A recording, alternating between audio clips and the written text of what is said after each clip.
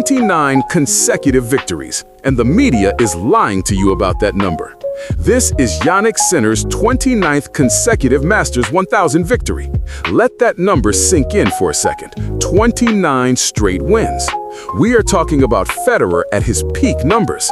Numbers that the entire tennis world thought would never be touched in this generation.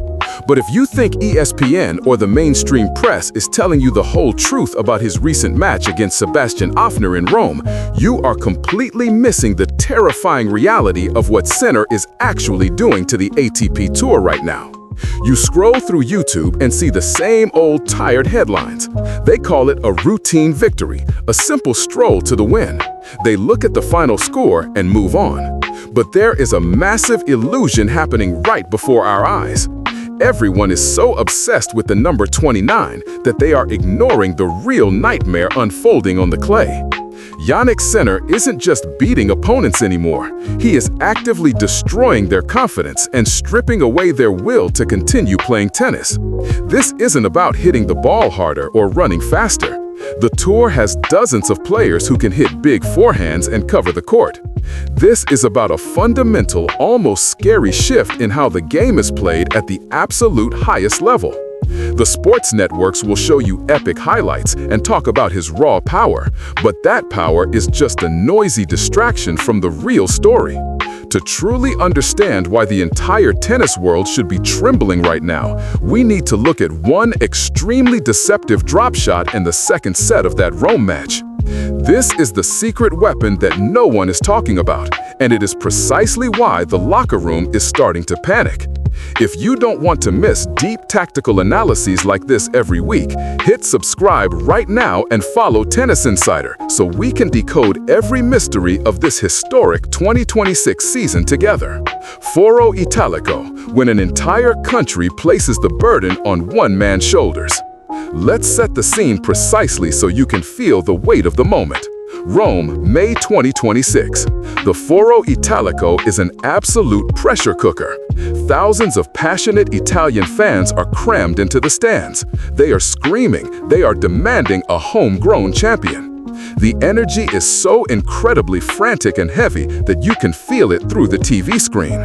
And just as legends like Novak Djokovic are collapsing against younger players under the brutal Rome sun, Jannik Sinner steps on to Campo Centrale.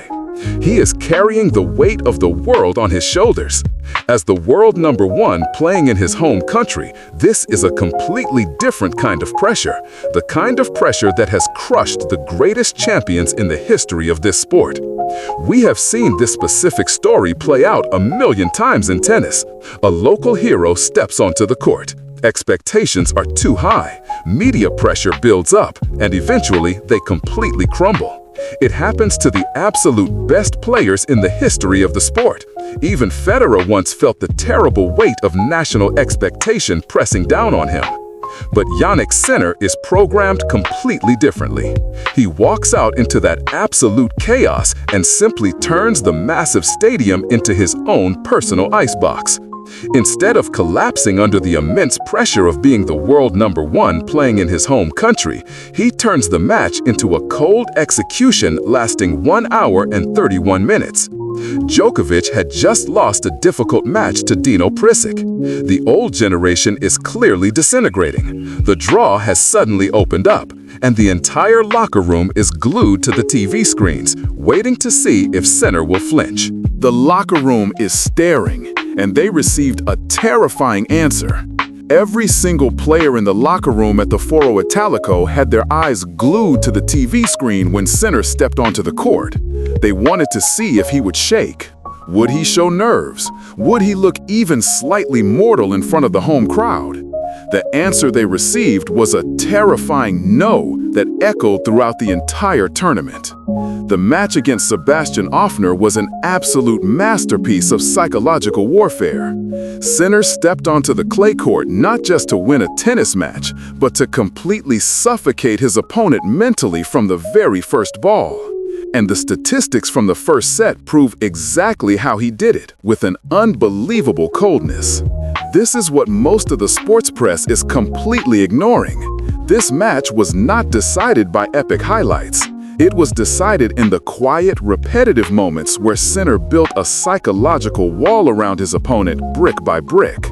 Every time Offner hit his best shot and got the ball back right at his feet, every time he tried to change tactics and still found the path blocked, that was when Offner's confidence began to leak out like air escaping a punctured tire. But what truly gave the players in the locker room a cold sweat wasn't the score. They aren't afraid of losing 6-3, 6-2. They are afraid of how that score was produced. They are afraid of the method. They looked at Offner, a talented, large professional player with a scary serve, and they saw a man completely stripped of all his weapons before the match truly began. That is the image that every player in the top 20 is looking at and quietly asking themselves, if that happened to him, what will happen to me? 5 unforced errors, the most ridiculous number in clay court history. Look at the real nightmare Sinner created in the first set. He made exactly 5 unforced errors in the entire first set. 5. That number is ridiculous for a player hitting the ball that hard on a clay surface. Clay is supposed to make you slip. It's supposed to make you uncomfortable. You are supposed to miss. But Sinner simply refuses. He isn't just hitting the ball back over the net. He is systematically destroying his opponent's faith. Imagine being Sebastian Offner for a second. You step up to the baseline, you hit a massive forehand, the kind of shot that wins points against 90% of the ATP Tour. And the ball just keeps coming back, deep, heavy, right at your feet. You try again, you go for a wider angle, you take more risks, and the ball comes back again. That feeling of suffocation accumulates with every rally, every game, every set. Offner is hitting his heart out there. He is trying to hit his way out of the cage, but the cage has no door. And then look at Sinner's serve. He isn't raining aces like Isner. He doesn't need to. He is winning 82% of his first serve points. 82%. He is serving with clinical precision, hitting every spot on the court, setting up the +1 forehand. He is pushing Offner so deep into the court that the Austrian is practically standing in the front row of the stands. Offner is forced to play defense in almost every single point. This is how you build a brick wall in tennis. You absorb your opponent's best punch and hit back harder. And just when Offner thought he could survive a baseline rally, Sinner completely shattered his spirit with a weapon that absolutely no one in the locker room was prepared to deal with. The illusion of power and the whispered weapon that breaks everything. The illusion of power is what excites the crowd, but the reality of consistency is what destroys the man on the other side of the net. And this is where we come to the true revelation of this match. The moment where the entire match flipped, and a moment that should make every other player in the top 10 shiver. We all know Jannik Sinner can hit the ball with blinding speed. We've seen him blast forehands past Carlos Alcaraz. We've seen him overpower Novak Djokovic. But the shot that broke Offner in the second set wasn't a 100 miles per hour forehand. It was a whisper. It was a drop shot. A perfectly disguised drop shot at a crucial point. Think about the evolution we are witnessing right now. 2 years ago, Sinner was a ball basher. A very good ball basher, but still just someone who wanted to hit through you. If his power game wasn't working, he struggled. But the 2026 version of Jannik Sinner is a chess grandmaster. He is setting traps on the clay. This is what ESPN and the mainstream sports channels can't convey through highlight reels. True power in top-level tennis doesn't lie in the biggest hits. It lies in the ability to make your opponent unable to read what you will do next. And when an opponent has been conditioned for 90 minutes to expect heavy, deep balls, a soft drop shot that flies over the net and dies on the clay is something no normal human nervous system can react to in time. It doesn't just win a point, it plants a question in the opponent's brain with no answer. If I can't trust his deep shots anymore, what can I trust? Anatomy of a drop shot, how the trap was set. from the first game. Let's look closer at exactly that drop shot. He set it up perfectly. He had been pushing Offner deep all match, constantly pounding the baseline, heavy topspin, relentless pace. He had conditioned Offner's brain to expect deep balls. Offner was physically exhausted from running back and forth, but he was also mentally exhausted from constantly having to prepare for heavy impacts. Sinner gets a breakpoint opportunity. He steps inside the baseline. He prepares to swing for something that looks exactly like another massive inside-out forehand. Offner leans back, ready to defend for his life. And then Sinner simply drops the racket head, soft hands. The ball just clears the net and dies on the clay. The cruelty of that moment wasn't in the technique of the drop shot, although the technique was unbelievably perfect. The real cruelty was in the accumulation. Sinner had spent the entire previous 60 minutes building a premise in Offner's brain that everything from Sinner would be power, depth, and speed.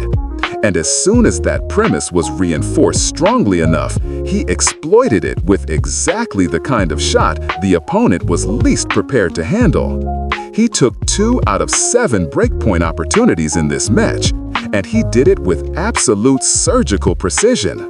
He didn't waste energy. He didn't panic when he missed an opportunity. He just calmly waited for the perfect moment and executed a shot that required 0 power and infinite touch. This is the definition of tactical intelligence at the highest level. The trap with no escape. Stay back and get dropped. Come forward and get blasted. This is the terrifying reality of the 2026 version of Sinner that no player on tour has an answer for. You can't just defend against his power anymore, because the moment you step back to handle that heat, he will drop shot you into oblivion. He has complete control over the geometry of the court. When a player is hitting you off the court with power, you feel outgunned. But when a player beats you with a soft drop shot after pounding you for an hour, you feel completely helpless. It messes with your head. It makes your legs feel heavier. Offner looked completely broken after that game. He knew he had no answer. If he stays back, he gets dropped. If he comes forward, he gets blasted. This is the most perfect double-edged trap in modern tennis, and Sinner is the first player in this generation to truly possess both edges with equal sharpness. Other players have a good drop shot. Many others have an explosive forehand. But no one besides Sinner can switch between the two so seamlessly that the opponent has no way to set up a smart defensive position. This level of tactical maturity is something we usually see in players in their late 20s or 30s, people who have lost a step and need to rely on their minds to win. But Sinner has the explosive physical tools of a 24-year-old combined with the tactical patience of a seasoned veteran. It is an extremely dangerous combination that tennis history has never seen before in the same person at the same time. A machine with a creative soul, when the robot learned how to paint. The media wants to talk about his serve speed or the RPMs of his forehand. They want to show you the big, noisy moments, but the quiet moments are where matches are truly decided. The moments where Sinner realizes an opponent is leaning the wrong way and punishes them with a soft touch. He is playing a completely different sport than the rest of the field right now. He doesn't celebrate like crazy. He doesn't scream at his coaching box. He simply hits a winner, goes to his towel, and prepares to do it all over again. It's machine-like, but it's a machine that has now been installed with a deeply creative program. The drop shot is the ultimate evidence of that creativity. It shows he is comfortable in uncomfortable zones of the court. It shows he is thinking 3 steps ahead of the person standing on the other side of the net. And it shows that this 29 win streak is not a random fluke. This is the result of a design meticulously planned by Darren Cahill, Simone Vagnozzi, and Sinner himself during long months of training away from the media cameras. That single drop shot wasn't just a point one, it was a statement echoed across exactly 29 consecutive Masters 1000 wins. It tells the entire ATP Tour that this man doesn't just have a plan A, not just a plan B. He has an entire playbook, and he's only just started reading it to you. Comparison to Federer and why 2026 is scarier. To put 29 consecutive Masters 1000 wins into proper perspective, you have to go back to 2005. You have to go back to the peak of Roger Federer. We are talking about an era when Federer was completely untouchable. He glided around the court and made everyone else look like beginners. Federer did it with pure, effortless artistry. He was a dancer on the court. He made winning look like a beautiful piece of music. But Sinner is doing something completely different. He is matching the greatest winning streak in modern tennis history, but he is doing it with a robot-like calculated precision that breaks an opponent's spirit before they even step onto the court. 29 wins at the Masters 1000 level is not just a hot streak. This is a fundamental shift in the power dynamics of the entire sport. You have to understand how brutal these tournaments actually are. You are playing the best players in the world back-to-back, with almost no days off to recover mentally. It is a complete physical and mental meat grinder, and Sinner is walking through it as if it were a stroll in the park. On top of that, he is currently sitting on a 24-match winning streak for the 2026 season alone. He simply doesn't lose anymore. It's as if he has completely forgotten how to lose a tennis match. When they interviewed him on the clay after the match against Offner, he didn't give a fiery speech about dominating the tour. He calmly said that in the first match of a tournament, the most important thing is simply not to lose, and that his level will naturally improve day by day. That is a terrifying statement to send to the entire locker room. The Rome throne is vacant, and only one man can sit on it. Djokovic was just eliminated early by a 20-year-old boy. The old generation is finally giving way under the pressure. The draw has opened up beautifully for the Italian star. The throne of the King of Rome is suddenly vacant. And there is only one man in the entire tournament walking with the stride of an unquestionable champion. Djokovic was supposed to be the ultimate test for Sinner, the final boss waiting at the end of the tournament. But the old generation is crumbling. Sinner is now the undisputed favorite to lift the trophy in his home country.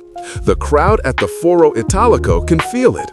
The entire country of Italy can feel the momentum shifting. But the real question isn't whether Sinner can win Rome. The real question is whether anyone on planet Earth can stop this 2026 version from completely rewriting the entire history of tennis. He has an invulnerable physical body. He has frozen mental armor. He has the drop shot of an artisan and the forehand of a powerhouse. And most importantly, he has 29 consecutive pieces of evidence that these things work on any surface, against any opponent, under any pressure conditions. The era of the silent assassin has officially begun. The era of the Big Three is officially over. And if you don't want to miss every deep analysis as Sinner moves toward Roland Garros to write more pages of history, hit subscribe right now to follow Tennis Insider and turn on notifications so we can witness every historic moment of the greatest tennis dynasty of this decade together. Do you believe Sinner will break Federer's Masters 1000 record, or will the Rome pressure finally catch up to him? Leave your real thoughts in the comments right now.